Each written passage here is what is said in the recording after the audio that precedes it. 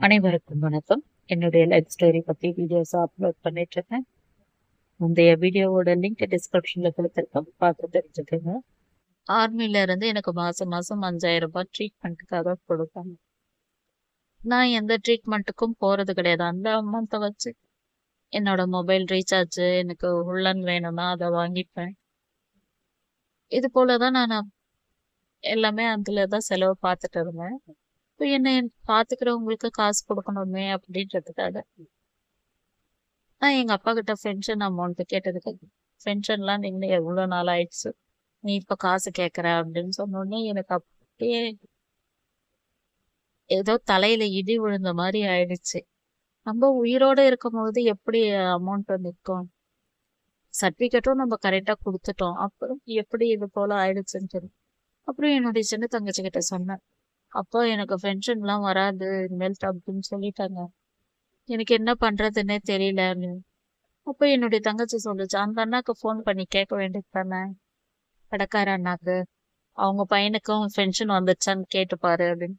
நான் கேட்டுருவேன், ஆனா இந்த அண்ணன் எதனா சொல்லிட்டாருன்னா அப்புறம் அப்பா போயிட்டு அவரை கடையில எதனா சொல்லிடுவாரு. இன்னத்துக்கு எனக்காக நீ ஒரு ஹெல்ப் பண்ண, என்கிட்ட ஒரு நம்பர் இருக்கு ஆல்ரெடி, அந்த நம்பர் தானான்னு கன்ஃபார்ம் பண்ணணும். நீ நாளைக்கா பசங்களெல்லாம் ஸ்கூலுக்கு அனுப்பிட்டு அந்த அண்ணா கடைக்கு போயிட்டு பென்ஷன் வருதா அவங்க பையனுக்குன்னு கேட்டுப்பாரு. அவங்க பையனுக்கு பென்ஷன் வருதுன்னா அப்ப கண்டிப்பா எனக்கும் வரும், அப்படி இல்லைன்னா பென்ஷன் ஸ்டாப் பண்ணிட்டாங்கன்னு தான் அர்த்தம் அப்படின்னு சொல்லிச்சு. மறுநாள் மதியத்துக்கு மேல போயிட்டு என்னுடைய தங்கச்சி அந்த அண்ணா கிட்ட விஷயத்த சொல்லியிருக்கு. இல்லையம்மா பென்ஷன்லாம் வந்துட்டே தானே இருக்கு அப்படின்னு அந்த அண்ணா சொல்லியிருக்காங்க. உங்க அப்பா போய் சொல்லியிருக்காங்க உங்க அக்கா கிட்ட, காசெல்லாம் வந்துருச்சுமா குட்டி பையனுக்கு, அக்காவுக்கு கூட வந்திருக்கோன்னு. அதுக்கப்புறம் என்னுடைய தங்கச்சி வந்து அக்கா உங்ககிட்ட நம்பர் வாங்கிட்டு வர சொல்லுச்சு அப்படின்னு சொல்றேன். அந்த அண்ணாவோட நம்பரை நான் கேட்கல, அது ஒரு ஆபீஸ் நம்பர் கேட்டிருந்தேன், அதையும் அந்த அண்ணா கொடுத்து அனுப்பியிருந்தாரு. ஆனா எங்க அப்பாவுக்கு தெரியாது நாங்க என்ன பண்றோம்ட்டு. என்னுடைய தங்கச்சி எனக்கு வேண்டிய ஸ்நாக்ஸ் எல்லாம் அந்த அண்ணா கடையில இருந்து எடுத்துட்டு வந்து கொடுத்துட்டு போகும்பொழுது என் உள்ளங்கையில பேப்பர் மடிச்சு கொடுத்துச்சு. இதுதான் அந்த அண்ணா கொடுத்தாங்க நம்பர் அப்படின்னு, பேசு நீயே அப்படின்னு. நான் பேசுறேன், நீ போ வீட்டுக்கு பத்திரமா அப்படின்னு சொல்லிட்டேன். எப்போ மதியம் ஆகும்னு பார்த்தேன், ஏன்னா அப்பதான் மதியத்துலதான் ரூம் கதவை சாத்திடுவாங்க. ஃபேனை ஸ்பீடா வச்சுட்டேன்னா நான் இங்க என்ன பேசணுமோ அதை ஹாலுக்கு கூட கேட்காது, அங்க இருந்து எந்த சவுண்டும் எனக்கு இங்க உள்ளவும் கேட்காது. அப்போ நான் என்னுடைய தங்கச்சி கொடுத்த நம்பரும் எங்கிட்ட ஆல்ரெடி இருந்த நம்பரும் ஒண்ணுதான், இது கன்ஃபார்ம்னு ஆயிடுச்சு, சேவ்லயே இருந்துச்சு. 2:30 மணிக்கு மேல நான் ஃபோன் பண்ணேன். நான் ஃபோன் பண்ணி எங்க பேசி இருந்தேன்னா வேலூர்ல இருக்கிற ஆர்மி ஆபீஸ்க்கே ஃபோன் பண்ணேன். என்னோட டீட்டெயில்ஸ் எல்லாமே சொன்னேன். என்னுடைய மொபைல் நம்பரை வச்சு கரெக்டா கண்டுபிடிச்சிட்டாங்க, நீங்க ஜெயா தானே, என்ன விஷயத்துக்கு நீங்க கால் பண்ணிருக்கீங்க அப்படின்ட்டு கேட்டேன். நான் சொல்லிருந்தேன், ஏன் சார் நான் உயிரோட தான் இருக்கேன், எதுக்காக எனக்கு பென்ஷன் வராம கட் பண்ணீங்க, ஏதாச்சும் சர்டிபிகேட் நாங்க கொடுக்கலன்னா பரவாயில்ல, கரெக்டா நவம்பர்ல நான் டாக்டர் சர்டிபிகேட் வாங்கி கொடுத்துறோம், எதுக்காக என்னோட பென்ஷனை ஸ்டாப் பண்ணாங்கன்ட்டு தெரிஞ்சுக்கலாமா, இதுதானே ஹெட் ஆஃபீஸ் அப்படின்ட்டு சொல்லி கேட்டேன். கரெக்டா தாம்மா கால் பண்ணிருக்கேன், நான் ஆல்ரெடி உங்ககிட்ட ஒரு 6 மாசத்துக்கு முன்னாடி பேசுறேன், அந்த நம்பர் இருந்துச்சு சார், அதனாலதான் நான் வந்து உங்ககிட்ட கால் பண்ணேன், நீங்க முன்னையே ஒரு வாட்டி கால் பண்ணிருந்தீங்க, பென்ஷன் எல்லாம் கரெக்டா வருதான்னு கேட்டிருந்தீங்க, அப்போ உங்க நம்பர் சேவ் பண்ணி வச்சேன், இருந்தாலும் வேற நம்பர் மாறிடுச்சுன்ட்டு தான் எனக்கு தெரிஞ்ச அண்ணா கிட்ட இருந்து இந்த ஆபீஸ் நம்பர் வாங்கினேன், எப்பவும் இதே நம்பர் தாமான்னு அவரை சொல்லிடுறேன். இப்ப என்னதான் உங்களுக்கு ப்ராப்ளம், ஏன் எனக்கு பென்ஷன் ஸ்டாப் பண்ணீங்க அப்படின்னு கேட்டதுக்கு, இல்லையே பென்ஷன் வந்தாச்சே, 5ஆம் தேதியே போட்டுட்டு இருக்கோம், எதுக்கும் ஒரு வாட்டி செக் பண்ணி பாக்குறேன் இருங்க அப்படின்னு சொன்னேன். எல்லாத்தையும் பார்த்துட்டு, இல்லம்மா உனக்கு அமௌண்ட் அனுப்பியாச்சுமா, யாரு அப்படி சொன்னது அப்படின்னு கேட்டாங்க.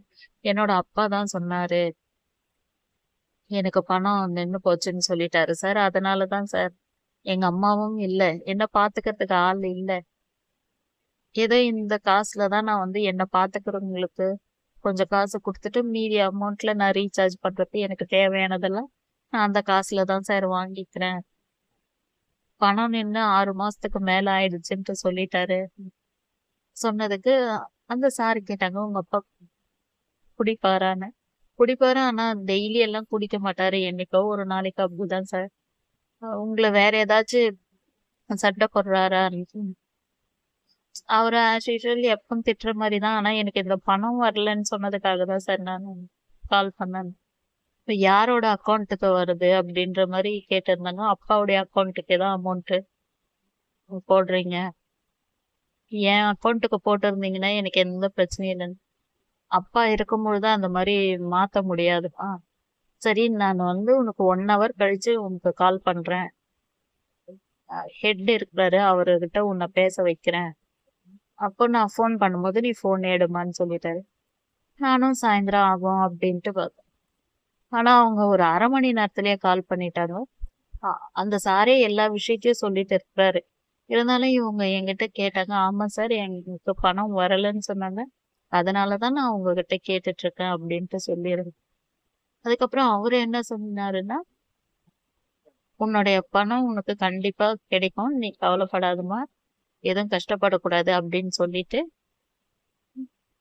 போன் வச்சுட்டாங்க. கரெக்டா ஒரு 5 மணி இருக்கும், இல்ல 4:30 மணி இருக்கலாம். ஆனா அது ஒரு ஈவினிங் டைம் டீ குடிக்கும்போது என்னுடைய அப்பா நம்பருக்கு போன் வந்துச்சு. அவரு ஏதோ ஒரு போனை நினைச்சு அசால்ட்டா எடுத்தாரு. அப்படியே ஒரு மாதிரி ராங்கா பேசுற மாதிரிதான், ஹலோ அப்படின்ற மாதிரிதான் அவர் பேசுறாரு. அப்படி பேசினோன்னு கொஞ்ச நேரத்துக்கு நான் சொல்லுங்க சார் சொல்லுங்க சார் கண்டுபிடிச்சிட்டேன். ஐயோ, வேலூர் ஆபீஸ்ல இருந்து அப்பாக்கு போன் பண்ணிட்டாங்க போல. எப்படி நீங்க அமௌண்ட் நின்னு போச்சுன்னு சொன்னீங்கன்னு கேட்டாங்களா தெரியல. சார் நான் சும்மா சொன்னேன் சார், அந்த பொண்ணு வந்து அது மாதிரி போன் பண்ண, நீங்க அந்த மாதிரி சொன்ன வாசி தானே அவங்க போன் பண்ணாங்க, நீங்க நாளைக்கு ஆபீஸ் வாங்க அப்படின்ட்டு சொல்லிட்டாங்க. அங்க இருந்து உள்ள வந்து, ஏமா நீ வேலூருக்கு போன் பண்ணியா, எப்படி உனக்கு இந்த நம்பர் எல்லாம் கிடைச்சிச்சு? ஆனா நான் வந்து அந்த அண்ணா கொடுத்தாங்கன்னு சொல்லுவேன். 6 மாசத்துக்கு முன்னாடி வேலூர் ஆபீஸ்ல இருந்து எனக்கு போன் பண்ணியிருந்தாங்க, காசெல்லாம் கரெக்டா வருதா, நான் அப்பவே இந்த நம்பர் சேவ் பண்ணி வச்சேன், உனக்கு காசு வரலன்னதுக்கு அங்க எதுக்கு நீ போன் பண்ண? ஆமா, நான் உயிரோட இருக்கும்போது ஏன் கட் பண்ணீங்க காசு அப்படின்னு சொல்லிதான் நான் கேட்டேன். இப்ப என்ன உனக்கு என்ன அங்க வர சொல்லிட்டாங்க அப்படின்னு. ஓ, நீ காசு கரெக்டா கொடுத்திருந்தா நான் ஏன் அங்க கம்ப்ளைண்ட் பண்ண போறேன் அப்படின்னு சொன்னதும் மறுநாள் அவர் கிளம்பி ஆபீஸ்க்கு போனாரு. ஆபீஸ்க்கு போயிட்டு அங்க இருந்து எனக்கு கால் பண்ணாங்க. அந்த டைம் பார்த்து என்னோட மொபைல் வந்து போன் அவர் பண்ணாருன்னா என்னால ஆன் பண்ண முடியல, நான் ஆன் பண்ணும் போது அங்க போன் போக மாட்டேங்குது. அந்த மாதிரி ஆயிடுச்சு. 3வது வாட்டி தான் சரியாகி போன் எடுத்தாரு. போன் எடுத்துட்டு, அந்த சார் பேசுறாரு பாரு, பேசு அப்படின்னு சொன்னாங்க. அதுக்கப்புறமா சொல்லுங்க சார் அப்படின்னா, நான் சொல்லியிருக்கேன், இனிமேல்ட்டு கண்டிப்பா உங்க அப்பா வந்து உங்ககிட்ட காசு கொடுத்துருவாரு, அப்படி கொடுக்கலன்னா உடனே நீ எனக்கு போன் பண்ணலாம், எதுவும் பயப்படாத, ஏதாச்சும் அவங்க எல்லாம் பண்ணாங்கன்னா எனக்கு போன் பண்ணுங்க ஆபீஸ்க்கு அப்படின்னு சொல்லிட்டாங்க. அதுக்கப்புறம் அவங்க வச்சுட்ட பிறகு இவரு பஸ் ஏறி வரும்பொழுது பஸ்ல இருந்து போன் பண்றாங்க. என்னை எவ்வளவு அசிங்கப்படுத்திட்டா, 50 பேருக்கு முன்னாடி என்னை நிக்க வச்சு அவங்க எல்லாம் எப்படி கேள்வி கேட்டாங்க தெரியுமா? ஒரு ஊனமா இருக்கிற பொண்ணு ட்ரீட்மெண்ட்டுக்காக கொடுக்குறோம், அதுக்கு கார்டியன் நீன்றதால தானே உனக்கு அக்கௌண்ட்டுக்கு அமௌண்ட் வரும், அந்த பொண்ணோட காசை நீ ஏமாத்து, ஏமா நானும் உன் பணத்தை எடுத்து தலைமையில போட்டுக்கு போனேன், அப்ப ஏன்பா நீ நின்று போச்சுன்னு போய் சொன்னேன், நீ கரெக்டா என் எதிர்க்க வந்து காசு வந்துச்சுன்னு சொல்லியிருந்தா நான் ஏன் அவங்களுக்கு எல்லாம் பேச போறேன்?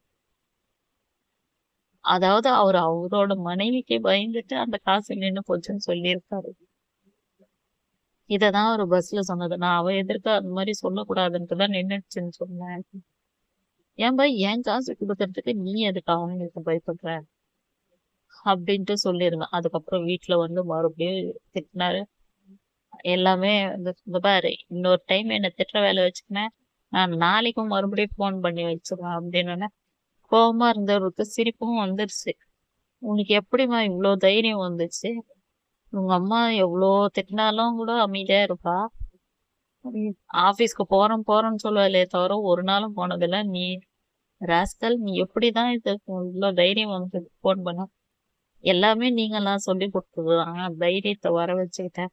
இன்னும் அடுத்த மாசத்துல இருந்து கரெக்டா தரணும், இல்லைன்னா நான் உங்க ஆபீஸ்க்கு ஃபோன் பண்ணிடுவேன்னு சொல்லிட்டு. அப்பவே எங்க அப்பா என்ன சொல்லிட்டாங்க, இந்த உன்னோட பணமும் எல்லாமே உங்ககிட்டயே கொடுத்துட்றேன் அப்படின்னு சொல்லிட்டு. மறுநாள் என்னுடைய தங்கச்சியும் வந்துச்சு. நடந்த விஷயம் எல்லாத்தையுமே சொல்லியிருந்தேன். அப்ப எங்க அப்பா சொல்லியிருந்தாங்க, எவ்வளவு அசிங்கம் பண்ணிச்சு இந்த பொண்ணு அப்படின்னு. நீ பண்ணதுதான்ப்பா தப்பு அப்படின்ட்டு சொன்ன பிறகு அவங்க எங்க சித்தி அப்படிக்கா தூரம் போயிட்ட பிறகுதான் அப்பா சொல்லியிருந்தாரு, அவளுக்காக தாம்மா அப்படி சொல்லியிருந்தாங்க. நீ சொல்றது ரொம்ப தப்பான விஷயம்ப்பா. நீ ஒன்னையும் சொந்தமா உன்னோட காசை கொடுக்கல, அதனோட பென்ஷன் காசை கொடுக்கறதுக்கு நீ அவங்களுக்கு எல்லாம் பயப்படுற? இந்த பாரு ஜெயா, நீ வாங்கிட்டல்ல, இனிமேல்ட்டு மாசம் 5000 ரூபாய் அவங்க கொடுத்தாங்கன்னா உனக்கு தேவையானதை நீ வாங்கிக்கோ. அப்பாவுக்கு வந்து உன்னால பிரச்சனை வருதுன்ட்டு சொல்றாரு. ஏன்னா உனக்குன்னு எதுனா ஒரு ஸ்நாக்ஸ் இந்த எல்லாருக்கும் தான் வாங்கின்னு வராங்க, அந்த ஸ்நாக்ஸ் வாங்கிட்டு வந்து கொடுக்கறதுலயே அவருக்கு பிரச்சனை வருது. அதனால நீ உனக்கு வர இந்த பென்ஷனை வச்சு நீ உனக்கு என்ன வேணுமோ நீ வாங்கிக்க. சோப்பு பிரஷ் எல்லாமே அது அதுலயே கூட வாங்கிக்கிட்டு வந்து. அன்னையில இருந்து இன்னைக்கு வரைக்கும் எனக்கு எப்பெல்லாம் எதனா பொருள் வேணும்னா ஃபர்ஸ்ட்ல என் தங்கச்சி வாங்கிட்டு வந்து கொடுத்துருவாங்க. நான் மொத்தமா காசு சேர்த்து அப்படி கொடுத்துட்டு இருக்கேன். இப்படிதான் நான் வந்து என்னுடைய செலவுகளை அந்த 5000த்துல தான் பார்த்துட்டு இருக்கேன். ஏன்னா எங்க அப்பா எனக்காகன்ட்டு எதுவும் தனியாலாம் ஒண்ணும் வாங்கிட்டு வர மாட்டாரு. அவங்களுக்கு என்ன, வெளியே போனா என்ன 3 பேருக்கும் சேர்த்து தான் வாங்கிட்டு வருவாங்க. ஆனா அவங்க அது கூட புரிஞ்சுக்க மாட்டாங்க. எனக்கு பெரிய பீஸா எங்க அப்பா கொடுத்துட்டாரு, கேக் பீஸ். அது மாதிரி சின்ன சின்ன விஷயத்துக்கெல்லாம் அப்பா கிட்ட சண்டை போடுவேன். ஏன்னா நான் அதையும் சொல்லிட்டேன், இனிமேட்டு ஸ்நாக்ஸ் கூட எனக்கு நீங்க வாங்கிட்டு வரதெல்லாம் தேவையில்ல, நீங்களே சாப்பிட்டுக்கோங்க. எனக்கு தேவையானதை நான் என் தங்கச்சி கிட்ட கேட்கறேன், அவங்க வாங்கி வந்து கொடுத்துட்டு அவங்ககிட்டயே நான் சும்மாலாம் வாங்க மாட்டேன், காசு கொடுத்தே வாங்கிக்கிறேன். தயவு செய்து என்னால இனிமேட்டு உங்க 2 பேருக்கு சண்டை வேணாப்பா அப்படின்ட்டு சொல்லிட்டேன். அன்னையில இருந்து இப்ப வரைக்கும் ஸ்நாக்ஸ், எனக்கு தேவையான சோப்பு பிரஷ் எல்லாமே என்னுடைய தங்கச்சிங்க கிட்ட கேட்டேன்னா அவங்க வாங்கிட்டு வந்து கொடுத்துருவாங்க. அப்படிதான் என்னுடைய காலத்தை ஓட்டிட்டு இருக்கேன். அதுக்கப்புறம் என்ன ஆச்சுன்னா, மாசம் மாசம் அவர்கிட்ட பணம் வாங்குறதுக்குள்ள நான் படுற பாடு. அது வந்து யூனியன் பேங்க்ல சரியா மெசேஜ் வராது. இந்த மாசம் வரலைன்னா நான் மறுபடியும் ஃபோன் பண்ணணுமா அப்படின்னா மறுபடியும் எடுத்துன்னு வந்து கொடுத்துருவாரு. இப்படியே கொஞ்ச நாள் பண்ணிட்டே இருந்தாரு. அதுக்கப்புறம் என்னுடைய தங்கச்சியும் இப்ப பின்னாடி வீட்டுல தான் வாடகைக்கு இருந்தாங்க. அவங்க எனக்கு சாப்பாடு எல்லாமும் எடுத்துட்டு வந்து கொடுப்பாங்க. குளிக்க வைக்கிறதுக்கு 2 நாளைக்கு ஒரு வாட்டி வருவாங்க. 3 வேளையும் சாப்பாடும் அவங்களே கொடுக்குற மாதிரி, அதாவது 2 வேளை, சாரி. காலையில மட்டும் நான் இங்கேயே சாப்பிடுவேன். மதியத்துக்கும் நைட்டுக்கும் மட்டும் அவங்க தங்கச்சி வீட்டுல இருந்தே சாப்பாடு கொடுக்குறேன்ட்டு சொல்லிட்டாங்க. அப்படி இருக்கும் பொழுது ஒரு நாள் செம மழை. எங்க வீட்டு மாடியில அந்த கார்னர்ல இருந்து பின்னாடி வீடு, எங்க பாட்டி வீடு இருக்கு ஒரு அவங்க வீட்டு மாடி கார்னர்ல வந்து என்னுடைய தங்கச்சி மாடியில ஏறி அங்கிருந்து ஒரு கோல்ல பேக மாட்டிட்டு இந்த பக்கம் எங்க மாடிக்கு அனுப்புச்சு. ஏன்னா சுத்திட்டு வர முடியல, வீடு ஃபுல்லா சேரு மழை. அப்போ அந்த சாப்பாடு வந்து பின்னாடி பக்கமா வந்து வாங்கிட்டு கோல்ல கட்டி தராங்க. அப்ப போயிட்டு எடுத்துட்டு வந்துட்டு, ஏமா அந்த பொண்ணுக்கு ஏமா இவ்வளவு இம்சையை கொடுக்குற, மழையில பாவம் பசங்களை விட்டுட்டு வந்து இங்க இருக்கிறது எதனாச்சும் சாப்பிடுங்க, அதுக்கும் நீதான்ப்பா காரணம், எதனா ஒண்ணு கொடுங்க, எதனா சாப்பிட்டோம், இருக்கிறத சாப்பிட்டோம்னா எனக்கு பொரியல் எல்லாம் இல்லாம என்னால சாப்பிட முடியாது. இப்ப இவங்க எல்லாம் வாங்கி கொடுக்குறாங்க அதனால நான் சாப்பிட்றேன், என்னால அந்த மாதிரி இல்லாம இருக்க முடியல. நான் உங்களை ஒண்ணு, எனக்கு கறி மீன் எல்லாம் செஞ்சு கொடுக்க சாதாரண ஒரு பொரியல் தான் கேட்கறேன், வெறும் சாம்பார் கொடுக்குறீங்க, என்னால சாப்பிட முடியல அப்படின்ட்டு சொல்லுங்க. சரி இன்னைக்கு பரவாயில்ல, இந்த வீடு பின்னாடி இருக்கிறாங்க, உனக்கு கொடுத்துருவாங்க. இப்போ அங்க புது வீடு கட்டுறதுக்கெல்லாம் ஸ்டார்ட் பண்ண போறாங்க, அப்போ உனக்கு அங்க கொடுத்துன்னு இருப்பாங்களா, நான் அப்போ நிறுத்திக்க வேண்டியதுதான், இருக்கிற வரைக்கும் சாப்பிட்டுக்கிறேன், இல்லாதப்போ விட்டுறலாம் அப்படின்னு சொல்லிடுங்க. அவங்க வந்து இந்த புது வீட்டுல, அதாவது வாடகை வீட்டுல இருக்கும் பொழுதேதான் அவங்க வீடு சொந்த வீடு கட்டுறதுக்கு ரெடி பண்ணாங்க. அப்போ ஃபர்ஸ்ட்ல போர்வெல் போடணும். அப்போ என்னுடைய தங்கச்சி எனக்கு ஃபோன் பண்ணுச்சு. ஜெயா, எங்க வீட்டுக்காரு உன்னை கடவுள்கிட்ட வேண்டிக்க சொன்னாரு. போர்வெல் வந்து சீக்கிரமா தண்ணி வரணும்னு நீ வேண்டிக்க. அவங்க உங்ககிட்ட சொல்ல சொன்னாங்க. ஜெயாவோட வேண்டுதல் எல்லாம் கரெக்டா ஆயிடும் அப்படின்னு சொன்னேன். எனக்கு அப்படியே கண்ணுல தண்ணி வர மாதிரி ஆயிடுச்சு. என்னையா வேண்டிக்க சொல்றேன்? நானே குறையோட இருக்கிறேன். நான் போயிட்டு எப்படின்னா, அதெல்லாம் நீ சொல்லாத ஜெயா, நீ வேண்டிக்கோ. ஏன்னா எனக்குன்னு முதல்ல அவங்க சொல்லும் பொழுது அவ்வளவு சந்தோஷமா ஆயிடுச்சு. அதுக்கப்புறம் நானும் இங்க நல்ல மனசுக்கு எல்லாமே நல்லதா தான் நடக்கும் அப்படின்ட்டு நான் சொல்லிட்டு வச்சுட்டேன். அப்புறம் கொஞ்ச நேரத்துக்கெல்லாம் போன் அடிக்குது. ஜெயா 80 அடியிலே தண்ணி வந்துருச்சு.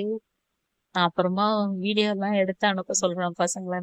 என்னுடைய தங்கச்சி அன்னைக்கு போர்வெல் அந்த தண்ணி எடுத்து வீடியோ அனுப்புனது அன்னைக்குதான் நான் ஃபர்ஸ்ட் போர்வெல்ல இருந்து தண்ணி எப்படி வெளியே வருதுன்ட்டு பார்த்ததே நான். அப்போ என்னுடைய தங்கச்சி சொல்லிச்சு, எனக்கு இப்ப வீடு கட்டுறது ஒரு பக்கம் சந்தோஷமா இருந்தாலும் நாங்க அங்க போயிட்டா உனக்கு சாப்பாடு எடுத்துட்டு வர்றதுக்கு தான் எப்படியோன்னு தெரியல அப்படின்னு. விடு, அதையும் பாத்துக்கலாம். மறுபடியும் நான் பழைய மாதிரிதான் இருக்கணும்னு விதியில இருந்தா அவ்வளவுதான். இருக்கிற வரைக்கும் நான் சாப்பிட்டுக்கிறேன். அதுக்காக அங்க போயிட்டு எல்லாம் எனக்கு நீ சாப்பாடு கொடுத்து அனுப்பாத அப்படின்ட்டு சொல்லிடுறேன். நல்லபடியா வீட்டுக்கு போர்வெல் போடுறதுக்கு அந்த வேலையும் முடிஞ்சிச்சு.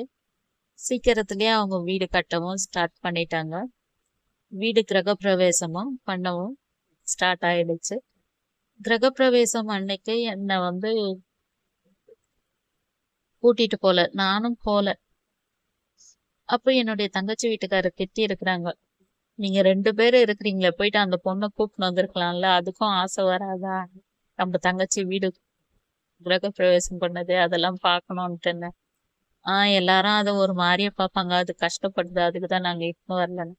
ஆனா நான் விடியற் காலம் 4 மணில இருந்து கண்ணு முழிச்சுட்டே இருந்தேன். நம்மளுக்காக வீடியோ கால் பண்ணுவாங்க, அதெல்லாம் கிரகப்பிரவேசம் எல்லாம் காட்டுவாங்க. ஆனா அதுக்கப்புறம் அவங்க எதுவும் பண்ணவே இல்லை. அங்க இருந்து சாப்பாடு மட்டும் கொடுத்து அனுப்புனாங்க. வீடு சூப்பரா கட்டி முடிச்சு அவங்களும் அந்த வீட்டுக்கு கொடுத்துன்னு போயிட்டாங்க. இதுக்கப்புறம்லாம் என்னுடைய லைஃப்ல என்ன ஆச்சுன்றத பத்தி தெரிஞ்சுக்கணும்னா அடுத்த வீடியோல சொல்றேன். இந்த வீடியோ பிடிச்சிருந்தா லைக் பண்ணுங்க.